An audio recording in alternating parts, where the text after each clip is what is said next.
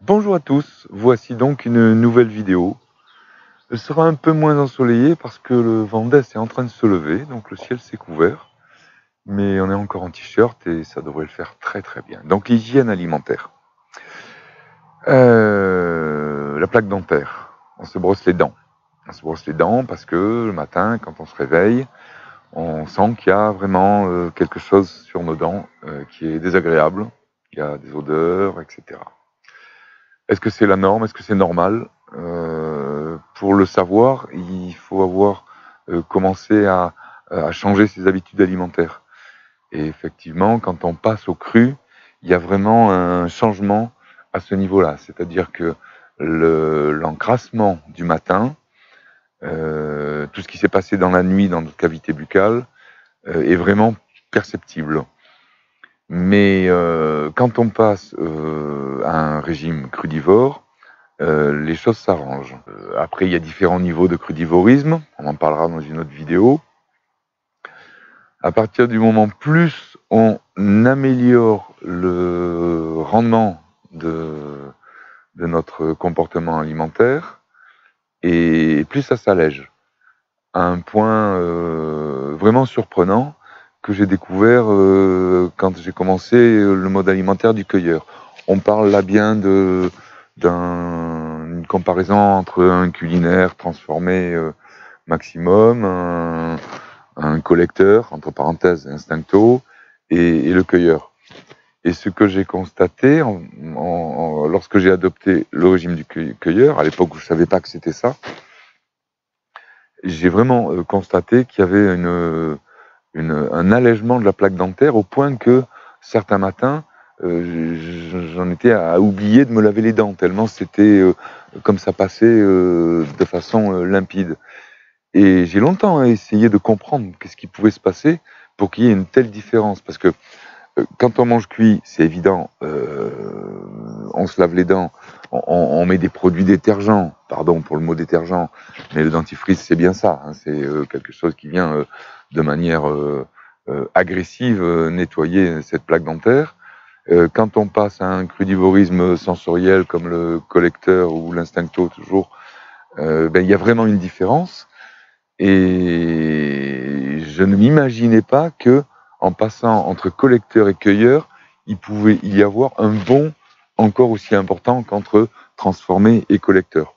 Alors,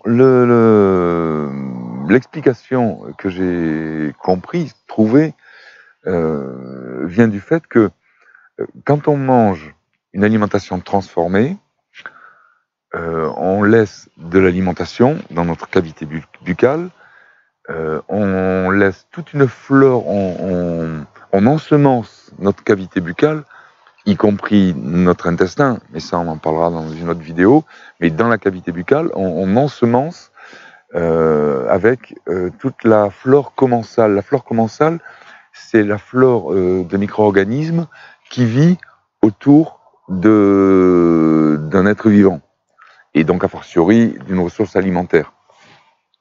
Et cette flore commensale, elle est spécialisée. C'est-à-dire que si vous prenez une carotte, autour de la carotte vit une flore commensale qui est spécialisée, qui est vraiment associée, à la carotte.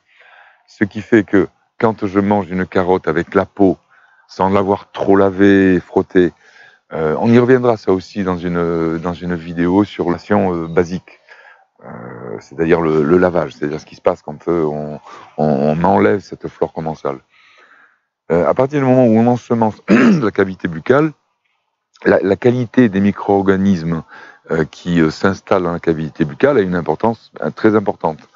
Dans le cas d'une alimentation transformée, c'est-à-dire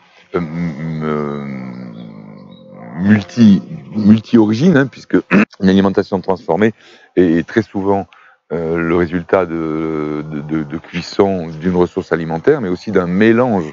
Donc on se retrouve avec des flores commensales de différentes origines. Et on se retrouve avec des micro-organismes qui sont polyvalentes. Ouais. Donc on se retrouve, quand on mange des aliments complexes, avec une flore microbienne qui est très très polyvalente.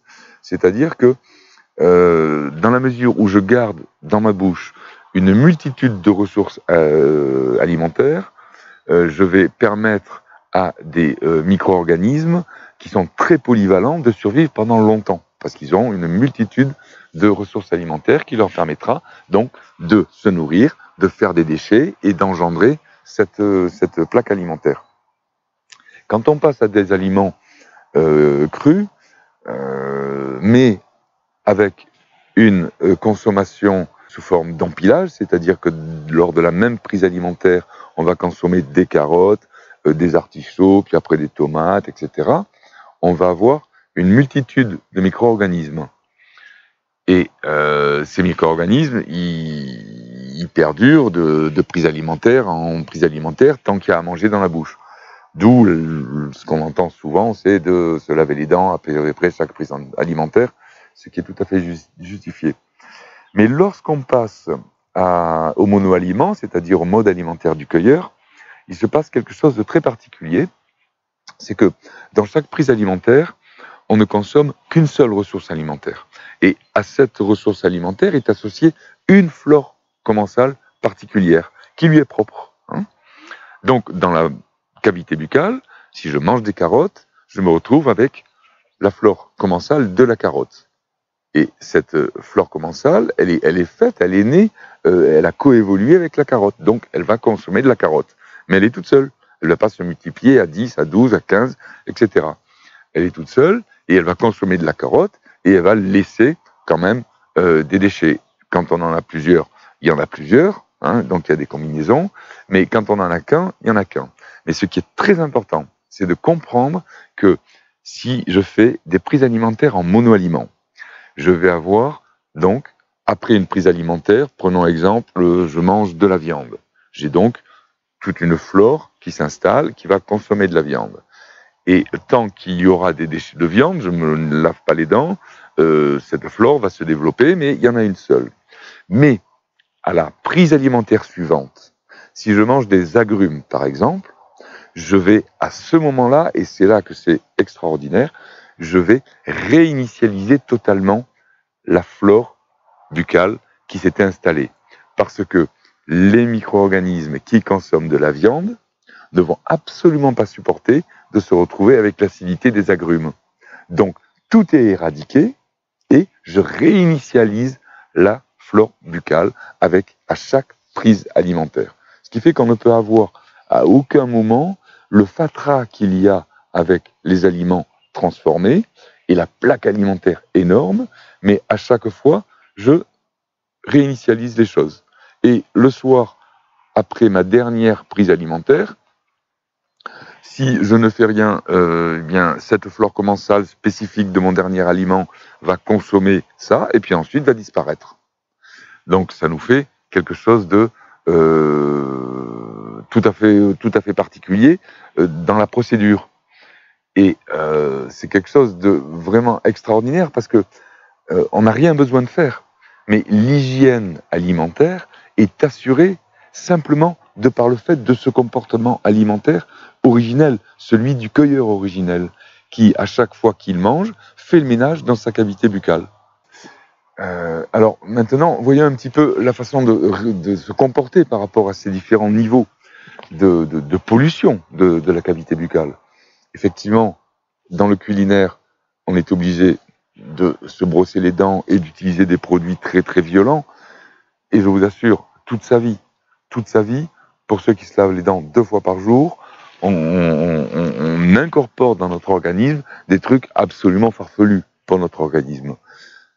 Ensuite, quand le collecteur, les choses sont beaucoup plus simples et on éprouve encore réellement le besoin de se laver les dents. Alors, il y a bien plein de combines, on peut se laver avec plein de dentifrice beaucoup plus soft, nature, bio, c'est quand même beaucoup moins agressif et polluant que le vrai dentifrice.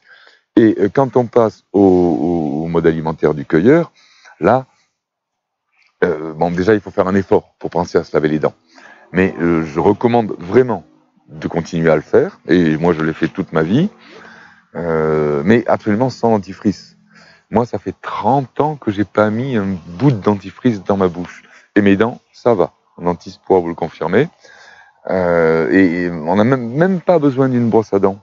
Il suffit de prendre un bout de bois qu'on mâchonne et puis on passe ça sur ses dents et on est dans une simplicité absolument extraordinaire. L'hygiène dentaire dans le mode alimentaire du cueilleur, elle est silencieuse. Vous n'avez rien besoin de faire.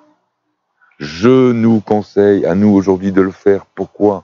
À la fois parce que nous n'avons plus des ressources alimentaires d'un même niveau de qualité, nous n'avons plus la même diversité alimentaire qu'autrefois. Alors quand je dis autrefois, je parle des millions d'années qui se sont écoulées depuis que nous nous sommes séparés des chimpanzés il y a 7 millions, et jusqu'au moment où nous avons commencé à collecter, c'est-à-dire avec l'apparition de l'outil il y a environ 2,5 millions d'années. Et l'autre raison pour laquelle je conseille de continuer à se laver les dents, c'est que nous sommes, même si on mange cru depuis quelques mois, quelques années, ou même 30 ans comme moi, je suis quand même issu de parents qui étaient en alimentation transformée, dont les parents l'étaient aussi, et ça depuis un paquet de générations. Et ça, il ne faut pas l'oublier, les expériences et les travaux de Pottinger, sur les chats de Pottinger, en attestent. Il faut un certain nombre de générations de crudivorisme pour retrouver l'équilibre naturel d'avant les transformations alimentaires. Donc bon, j'en profite pour faire une petite aparté. C'est pas parce qu'on mange cru qu'on devient invincible, qu'on est Dieu, et etc.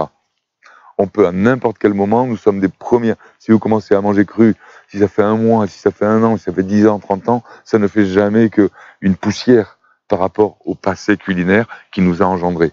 Donc les risques de cassure, de torsion de notre santé sont omniprésents. On ne devient pas invincible parce qu'on mange cru. Ce qui me permet aussi de préparer une prochaine vidéo où je vous parlerai de la médecine, de l'usage qu'on en peut faire, que l'on peut en faire, et de l'intérêt qu'il y a à exploiter le potentiel de cette science au niveau du repérage, de l'analyse, de la compréhension des problèmes et des maladies. Donc voilà, il y a plein de façons de manger cru, il y en a qui sont idéales, mais je vous répète, ce n'est pas la vérité. Manger cru comme un cueilleur, ce n'est pas la vérité. Le monde n'est pas fait pour ça.